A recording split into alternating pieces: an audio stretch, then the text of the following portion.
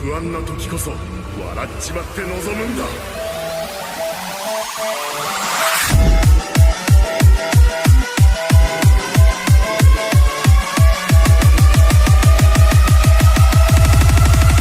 行くぞ。はい。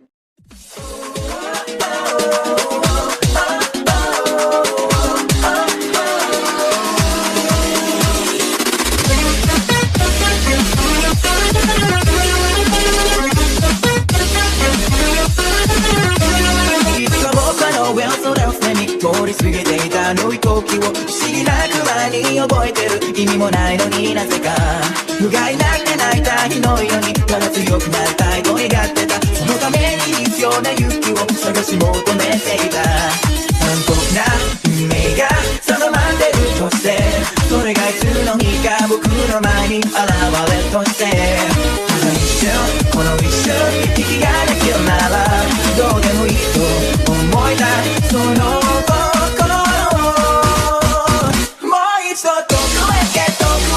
僕の中で誰かがどうしようもないのですね。だって目を離した君ありのどっかなしまらないようにはない。そんな色になるための歌。さあまた影のぴったり転がってくストーリーを